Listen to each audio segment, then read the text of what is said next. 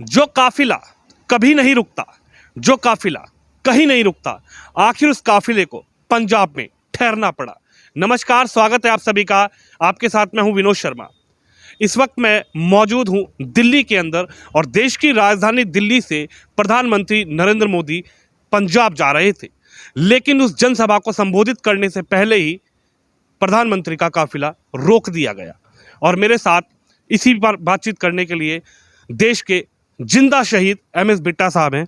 साहब, जो काफिला देश ही नहीं विदेशों में भी नहीं रुकता, उस काफिले को पंजाब में रोक दिया गया, क्या कहेंगे सर? चूक है या कोई साजिश है? आपने बड़ी भावुक और बड़ी एक ऐसी शुरुआत की कि जो काफिला पूरी दुनिया में नहीं रुका। जो काफिला पाकिस्तान में जब नवाज शरीफ को मिलने गए थे, जब हमें खौफ हुआ कि प्रधानमंत्री जी जिंदा वापस आएंगे या नहीं आएंगे, जहां आईएसआई, जहां टेररिस्टों के ग्रुप उसमें नवाज शरीफ को मिलने चले गए थे और बिल्कुल सही तरीके से वापस आए। आज अपने देश के अंदर जिन सीमाओं की नरेंद्र मोदी प्रधानमंत्री सीमाओं की सुरक्षा के लिए बिल्कुल सफल हुए, चाहे चाइना का बॉर्डर हो, चाहे पाकिस्तान का बॉर्डर हो, चाहे बांग्लादेश का बॉर्डर हो, चारों तरफ से बॉर्डरों को सुरक्षित कर दिया। आज अपने देश के अंदर, और वो भी पंजाब के अंदर, जहां अरबों खरबों रुपए का पैकेज देने गए थे।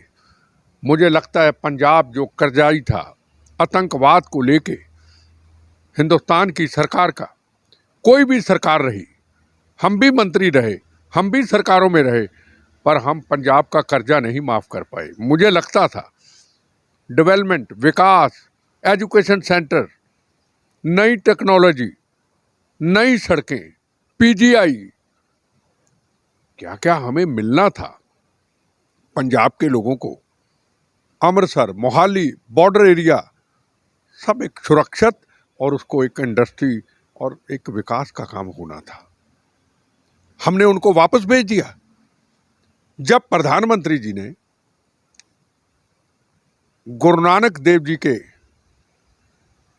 उस दिन के शुभ दिन के ऊपर जब ये कह दिया दुनिया के अंदर हर भारतीय को कि अगर आपको ये कानून पसंद नहीं है तो मैं क्षमा चाहता हूं, मैं आज के दिन इस कानून को वापस लेता हूं और मैं आपसे क्षमा चाहता हूं, और दिल से क्षमा मांगी कि जब आपका मन होगा, आपको कानून के ऊपर समझ आ जाएगी, मुझे बता देना, मैं लागू कर दूंगा।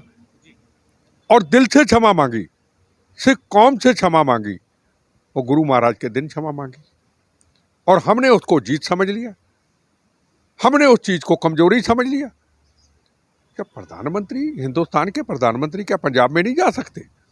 सुरक्षा की इतनी बड़ी चूक, जिस पंजाब के उन खालिस्तानियों की गलतियों से, जहां पन्नू खालिस्तानी विदेशों में बैठा हुआ 3 दिन पहले का वीडियो खुला डाल रहा है कि नरेंद्र मोदी 5 तारीख को आ रहा है, इसका प्रोटेस्ट करो, इसका प्रदर्शन करो। मन इशारे में ये था, मौका मिले तो नरेंद्र मोदी को शहीद कर दिया जाए, ये उसने कहा 3 दिन पहले का वीडियो। और अभी लुधियाना में ब्लास्ट हुआ, अमृतसर में गुरु महाराज, गुरु ग्रंथ साहब का अपमान हुआ, पता नहीं चला कौन था, कौन सी साजिशें घूम रही हैं, आईएसआई है या कौन है, या कहां से आतंकवादी साजिशें घूम रही हैं इस देश को बर्बाद करने के लिए, देश को तोड़ने के लिए, इस देश के अंदर आपसी जंग कराने के लिए। वो इतनी बड़ी चूक हिंदुस्तान के काफिले में, प्रधानमंत्री के काफिले के ऊपर, वो प्रधानमंत्री जो दुनिया के अंदर टॉप की हिट लिस्ट में है, दुनिया के अंदर, और वहां आधा पौना घंटा एक ब्रिज के ऊपर रुकना पड़ा।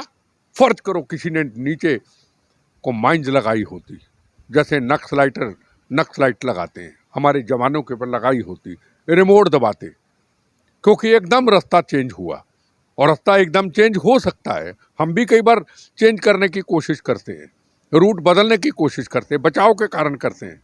फर्ज करो कोई रिमोट दबा देता। हिंदुस्तान के प्रधानमंत्री, जिस तरीके से इंदिरा गांधी को शहीद किया गया, अगर नरेंद्र मोदी जी चले जाते तो इस पंजाब के ऊपर, हमारी इस पगड़ी के ऊपर कितना बड़ा दाग लग जाता। 26 जनवरी का घटिया जो इतिहास था। 26 जनवरी पवित्र दिन हमारा, लाल किला के अंदर हमारे तिरंगे झंडे का अपमान कर दिया गया। तिरंगा झंडा कोई एक कौम का था, हिंदू का, मुसलमान का, सिख का, ईसाई का, एक आज़ादी का तिरंगा था। जो बॉर्डर के ऊपर जवान नीचे होता, तिरंगा झंडा ऊपर होता है। सुप्रीम कोर्ट के ऊपर तिरंगा झंडा होता है, पीएमओ में तिरंगा झंडा ऊपर होता है, राष्ट्रपति भवन में तिरंगा झंडा ऊपर होता है। उस तिरंगे झंडे को अपमानित कर दिया गया और खालिस्तान के जिंदाबाद के नारे लगा दिए गए। और सिंघू बॉर्डर के अंदर कुछ देर पहले का वीडियो आपने दिखाया, पहले इंदिरा गांधी मारी, मोदी अब तेरी बारी, अब तुम्हें मारेंगे। खुला चैलेंज, खुला 3 दिन पहले पन्नू का चैलेंज। और पन्नू का साथी जर्मनी में जिसने लुधियाना में ब्लास्ट किया था, कितना बड़ा बम चला, अगर जजेस वगैरह कोर्ट में होते तो सब उड़ जाते। वो उसका आदमी पन्नू का, वो खुला चैलेंज कर रहा है। और हम पंजाब के जिम्मेदार पॉलिटिशियन कहने को खतरा ही नहीं था। अरे आप कौन हो कहने वाले खतरा नहीं था? आपके पास कैसा इनपुट है कि नरेंद्र मोदी को खतरा नहीं? नरेंद्र मोदी जी ने जो कहा वो बिल्कुल सही कहा कि मैं जिंदा वापस लौट आया। फर्ज करो अगर मॉब आगे आ जाता, जवान गोली चला देते, हिंदुस्तान का गौरव है भी प्रधानमंत्री कोई हो, मनमोहन सिंह जी हो, मोदी जी हो, या कोई भी हो, किसी भी देश का हो, गोली चला देते तो कहते जलियांवाला बाग बन गया। अगर लाल किला के अंदर 26 जनवरी के अंदर गोली नहीं चली तो नरेंद्र मोदी का हदायत थी गोली नहीं चलेगी, ये मेरे सिख भाई हैं, 4 लोगों ने गलती की, इसकी सजा पूरे देश में सिखों को बदनाम नहीं किया जा सकता, गोली नहीं चलेगी। नरेंद्र मोदी ने वो बर्दाश्त किया। अगर गोली उस वक्त चलती वो भी फिर कहते जलियांवाला बाग बन गया। राष्ट्र के धरोहर, राष्ट्र का अपमान किया, तिरंगे झंडे का अपमान किया, बर्दाश्त किया, सब कुछ मान लिया, बर्दाश्त किया। और आज अगर गोली चल जाती तो कहते जलियांवाला बाग बन गया। अगर पीएम को मार देता कोई, पीएम को कोई ऊपर हमला कर देता तो पूरी दुनिया में इस पगड़ी की इज्जत क्या रहती? ये लोग चंद खालिस्तानी कि पंजाब के चंद पॉलिटिशियन वोट और सत्ता के लिए इस कौम को बदनाम कर रहे हैं, इस देश को बदनाम कर रहे हैं। आज पाकिस्तान, आज आईएसआई को ये समझ आ गई कि हिंदुस्तान का प्रधानमंत्री आज अपने देश में नहीं, सेफ नहीं है, कभी भी कुछ भी कर सकते हैं। ये बता दिया कितने किलोमीटर पाकिस्तान, 20 किलोमीटर पाकिस्तान, ये बठिंडा, ये फिरोजपुर और ये राजस्थान, गंगानगर बॉर्डर 70 किलोमीटर। आपने वहां पे प्रधानमंत्री जी को बॉर्डर के पास खड़ा कर दिया। हमारा फर्ज था उसको सेफ कहते, आओ प्रधानमंत्री जी, आपने हमारी मांगे जो थी वो स्वीकार कर ली, हम आपका स्वागत करते हैं। आप रोज कुछ ना कुछ ऐसी चीजों को करके पूरी कौम को बदनाम करने की कोशिश करते हैं। आपको पता है इंदिरा गांधी को जब उनके गनमैनों ने मारा था, आपको पता है हिंदुस्तान में क्या हुआ था? इनोसेंट सिख जिनका किसी आंदोलन से कोई तल्लक नहीं था, कोई लेना देना नहीं था, सुबह निकलते अपने बच्चों के लिए, रोटी के लिए जाते पूरे देश के अंदर, और सिख समाज, हिंदू, मुसलमान, सिख, ईसाई इकट्ठे रहते। आम सिखों को गलतियां पंजाब से हुई, खमियाजा पूरे देश के सिख समाज को भुगतना पड़ा, पूरे समाज को उसका, और आज तक इंसाफ नहीं मिला, घरों के घर उजड़ गए। फर्ज करो नरेंद्र मोदी जी को कुछ हो जाता तो देश में आग लग जाती, कुछ शरारती लोग आग लगा देते, क्या सिख समाज का हमारा फिर नुकसान होता? क्या हम नुकसान होते देखते रहेंगे? हम कहते बस हम पंजाब में हैं, बाहर तो हमारा तल्ले की कोई नहीं। अरे बाहर के सिख समाज करोड़ों अरबों खरबों का कारोबार करते हैं और उनकी इज्जत इतनी है, कहीं इतनी इज्जत नहीं है। साहब क्या कहेंगे, सिख समुदाय जो दूसरों की जान बचाने के लिए अपनी जान न्यौछावर कर देता है, अपनी जान की आहुति लगा देता है, लेकिन ये क्या था जो पंजाब में हुआ? और वहाँ के मुख्यमंत्री कह रहे हैं कि प्रधानमंत्री को कोई दिक्कत नहीं थी, प्रधानमंत्री की सुरक्षा में कोई चूक नहीं हुई, प्रधानमंत्री का पसीना गिरेगा तो मेरा खून गिरेगा। सर क्या था ये? देखो जी, बात सुनो, हर पॉलिटिशियन हो, हर पुलिस अधिकारी हो, इस सुरक्षा के मुद्दे के ऊपर बोलने से पहले लाख बार सोचना चाहिए। प्रधानमंत्री जी जो कह के गए हैं ना, उसके बड़े मतलब निकलते हैं। एयरपोर्ट के अंदर चन्नी जी को कह देना धन्यवाद, मैं जिंदा लौट के जा रहा हूँ। याद रखें, ये सारे पॉलिटिशियन जो नरेंद्र मोदी हिंदुस्तान के प्रधानमंत्री बोल के गए हैं, इसको सीरियस लेना, मजे मत लेने की कोशिश करना। पॉलिटिक्स में हम बड़े मजे लेते हैं, मैं डिबेट देख रहा हूँ 3 दिन से। सर, कांग्रेस के लीडर्स पूछ रहे हैं Modi ji how is the जोश, ये क्या है सर, इसके बारे में आप क्या कहेंगे? कांग्रेस के लीडर ये कह रहे हैं, ट्विटर पे लिख रहे हैं इस प्रकरण के बाद, Modi ji how is the जोश। जोश ये था कि नरेंद्र मोदी जी के कमांडो गोली चला देते, ये जोश था। ये जोश था ना, जो नरेंद्र मोदी ने आतंकवादियों के छक्के छुड़ा दिए, जो नरेंद्र मोदी ने नक्सलाइटों के छक्के छुड़ा दिए, जो नरेंद्र मोदी ने को मैं बीजेपी का थोड़ा हूँ, मेरे लिए प्रथम राष्ट्र, मैं पुराना कांग्रेसी हूँ, पर अब तो कांग्रेस ही कहने पे शर्म आती है। जब से कन्हैया को इसने शामिल किया, भारत माँ तेरे टुकड़े टुकड़े होंगे, इंशाअल्लाह इंशाअल्लाह। अब नरेंद्र मोदी प्रधानमंत्री की सुरक्षा पे खिलवाड़ कर दिया, अपने आप को कहने पे शर्म आती है। क्या देश के जिंदा शहीद एमएस बिट्टा साहब ने ये सोचा था, इसी कांग्रेस का सपना देखा था सर आपने क्या? देखो जी, हम बने हैं लाल रंग की खून से शाही से कांग्रेस के मेंबर, और खून गिरा ये 5 रायसीना रोड कांग्रेस के ऑफिस पार्लियामेंट के सामने। इन्होंने कुर्सी और सत्ता से दोस्ती कर ली, हमने मौत से दोस्ती कर ली। हम याद करते हैं लाल बहादुर शास्त्री और सरदार पटेल जी को और सुभाष चंद्र बोस को, जो कांग्रेस के कभी प्रेसिडेंट थे। हम उनकी सोच के लोग हैं, हम अकेले रह गए, सब इकट्ठे हो गए। इनको कोई देश से लेना देना नहीं है, प्रधानमंत्री चलता चले जाए, इनकी राजनीति सफल। अगर प्रधानमंत्री जी को कुछ हो जाता तो पंजाब के किसानों को खुश कर देते और कहते हमारी तो सरकार बन गई, हमने तो प्रधानमंत्री जी का नुकसान करा दिया। अरे जब प्रधानमंत्री जी की सुरक्षा का सवाल है, और वो भी नरेंद्र मोदी, जिसके सुरक्षा सलाहकार अजीत डवाल हैं। याद रखें, जब बोलने वाले, ये चैनलों पे नंबर बनाने वाले, अपनी पब्लिसिटी स्टंट करने वाले, कुछ भी बोलने वाले, याद रखें ये क्या बोल रहे हैं। एक एक चीज नोट हो रही है। देश की सुरक्षा का सवाल है, यह नरेंद्र मोदी का सवाल नहीं। देश के प्रधानमंत्री, राष्ट्र का गौरव, और कुछ करके दिखाया है। सवाल बीजेपी का नहीं है, सवाल प्रथम राष्ट्र का है। हमारा प्रधानमंत्री को नवाज शरीफ या मुशर्रफ नहीं है, हमारा हिंदुस्तान का प्रधानमंत्री है। पार्टियां, इतनी पार्टियों के अंदर दीवारें खड़ी कर देते हैं हम, कि हम हिंदुस्तान के प्रधानमंत्री को समझ लेते हैं ये हमारा दुश्मन है। आपकी राजनीतिक लड़ाइयां हो सकती हैं, आपके राजनीतिक मतभेद हो सकते हैं, आप इलेक्शन के अंदर अलग अलग मंचों के आप कुछ भी बोल सकते हैं, पर प्रधानमंत्री हो या कोई हो, उसकी सुरक्षा के साथ खिलवाड़ नहीं कर सकते। अभी मैं सूरत गया, बीजेपी की सरकार, सुरक्षा में कोई कमी नहीं, मेरी Z+ सुरक्षा। अभी केरला में गया, CPM CPI की सरकार, फूलों की तरह लेके गए, फूलों की तरह छोड़ के जाए। ये गाड़ी मेरी बुलेट प्रूफ खराब हुई, 15 मिनट में उपराष्ट्रपति जी वापस गए, उनकी गाड़ी मुझे भेज दी। कोई CPM CPI की सरकार को हमारा टच ही नहीं, को लेना देना नहीं उनसे। तो सवाल सबसे बड़ा ये है, यहाँ कमी क्यों हुई, हम गलती क्यों ना माने। हम प्रधानमंत्री जी के साथ बैठक करके जो ना कहे प्रधानमंत्री जी गलती होगी, उल्टा कह रहे हैं, इस बात को पतंगड़ बनाया जा रहा है। ये कह रहे हैं आपको पता है आप क्या बोल रहे हैं, वो कह रहे हैं तमाशा बना रही है मैं बीजेपी। बताऊं, आप पता है आप क्या बोल रहे हैं।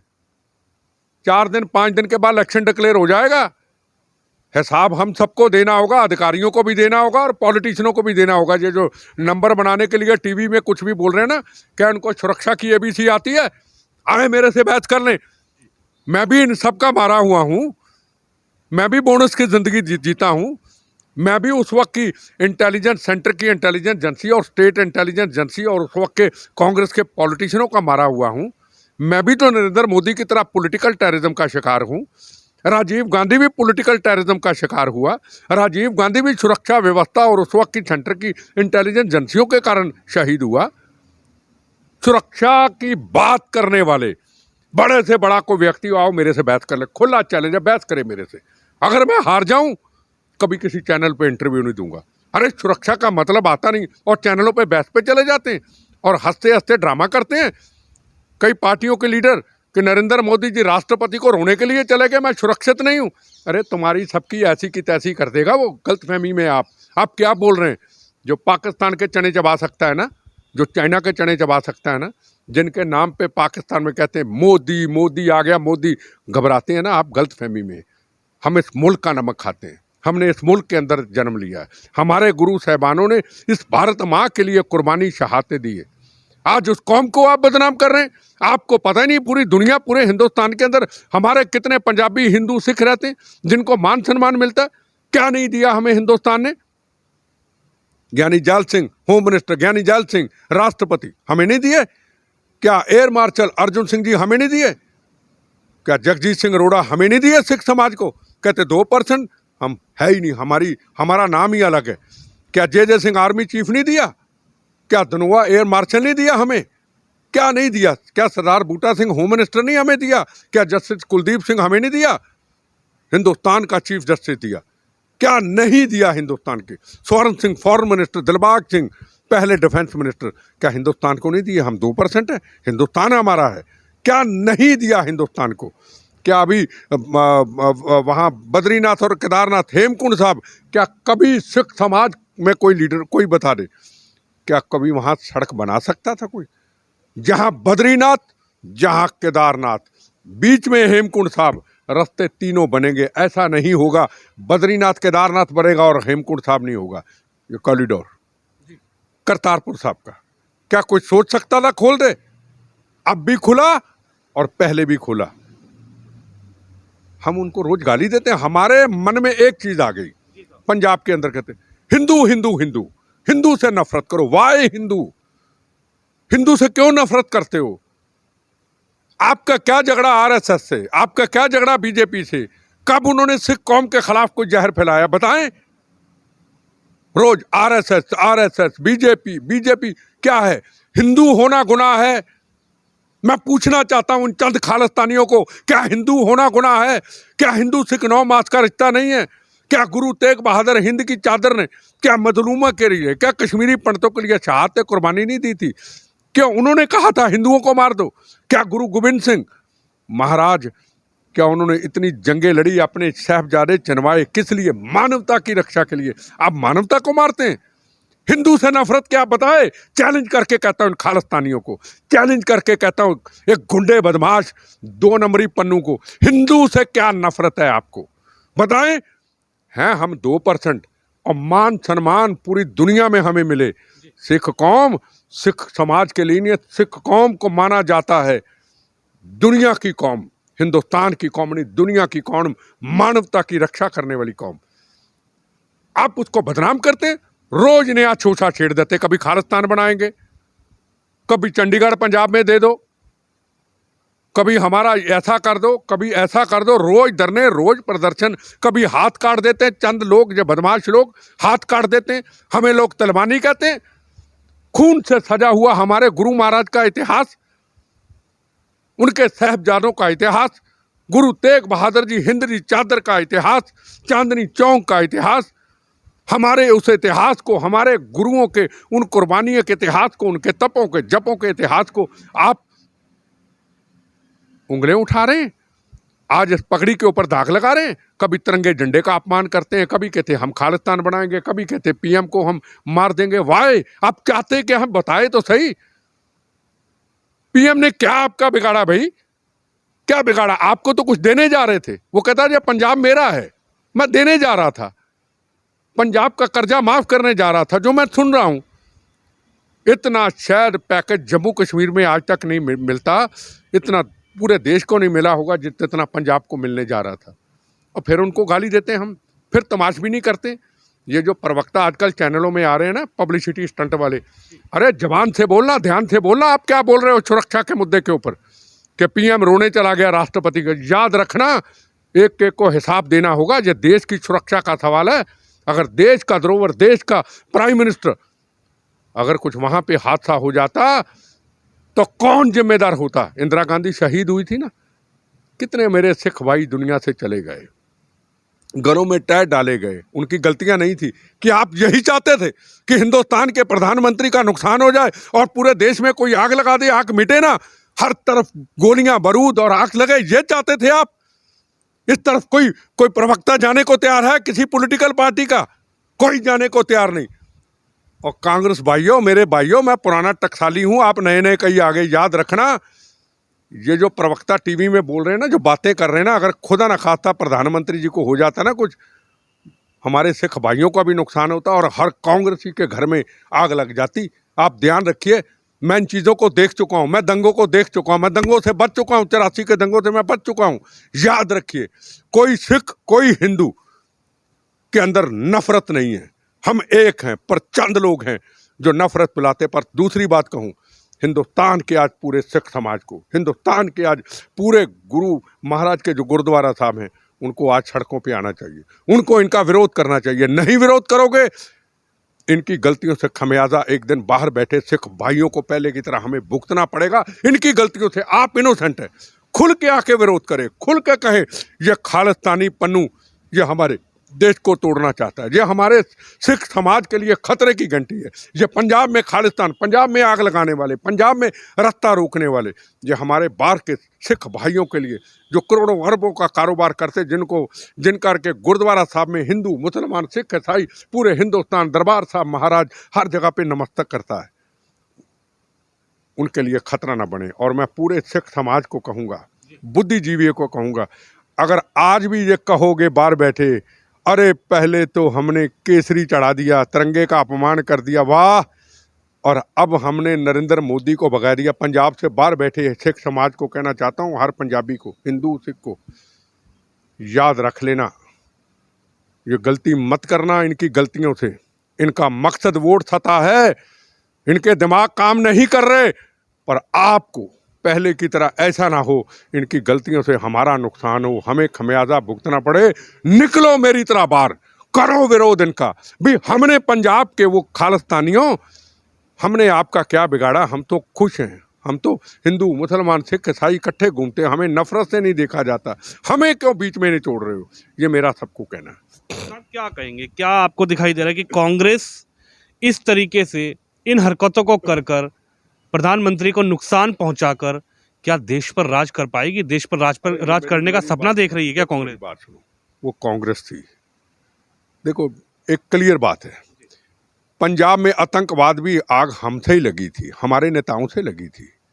उस वक्त भी कुर्सी सत्ता पाने के लिए हमने भिंडरांवाले को तैयार किया था और हरमंदर साहब में भेज दिया था, और अंदर भेज दिए थे हथियार, गोला बारूद। 36,000 बेगुनाहों का कत्लेआम हुआ, 19,000 हिंदू भाई शहीद हुए, दिल्ली के अंदर 84 के दंगे हुए। आग कहां से लगी, कभी इस तरफ को गया?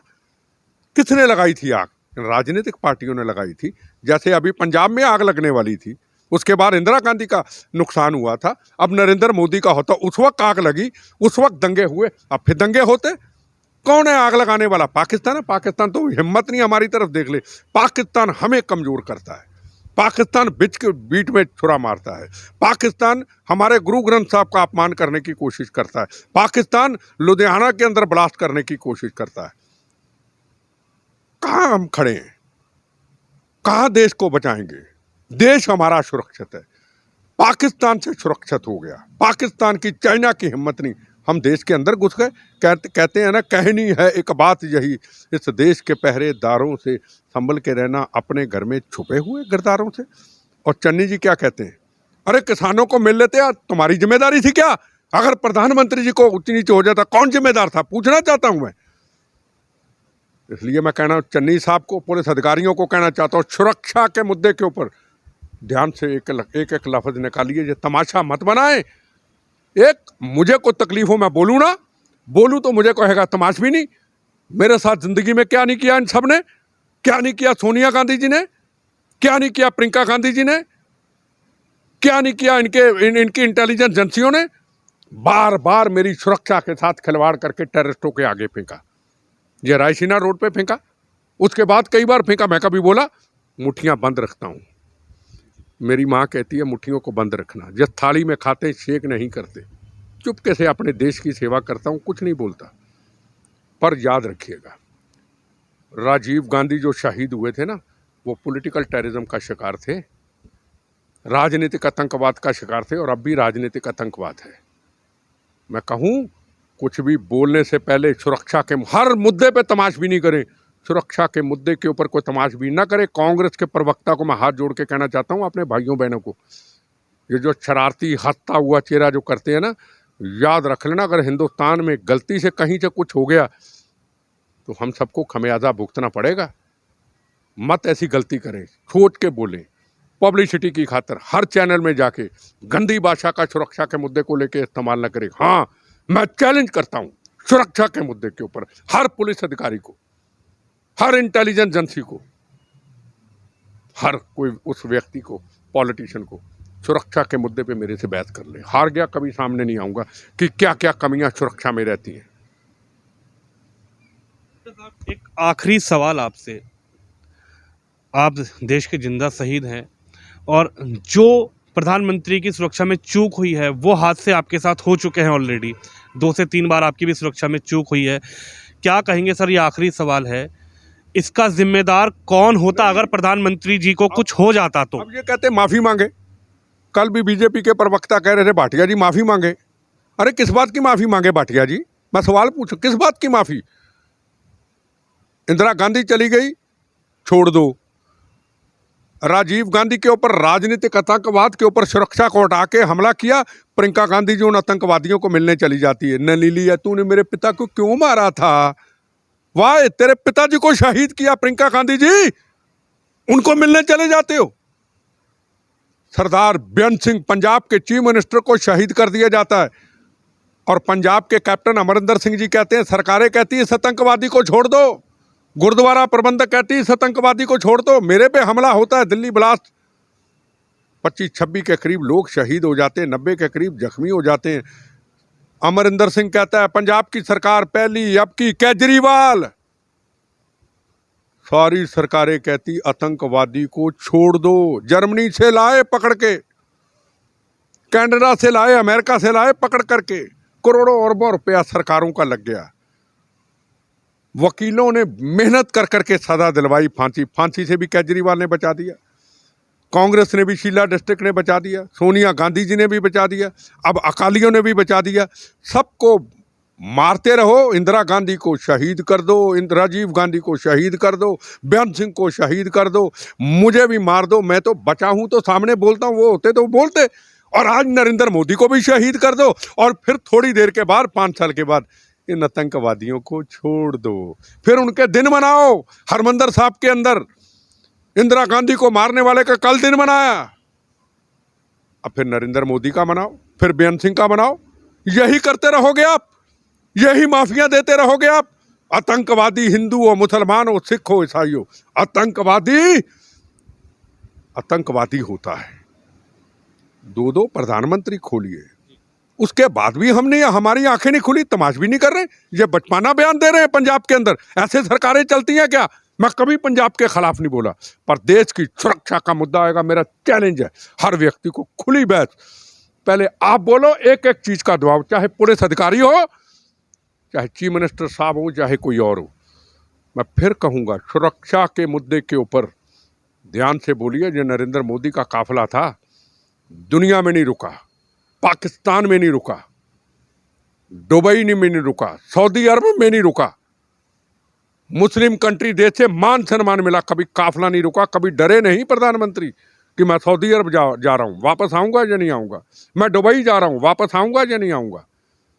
मैं कहां जा रहा हूं? पाकिस्तान अपना दुश्मन, उसको बताने के लिए हिंदुस्तान नफरत नहीं चाहता, हिंदुस्तान अमन शांति चाहता, उधर जा इधर। संदेश नहीं माना, पाकिस्तान ने जंग जारी है, 378 धारा हटा दी।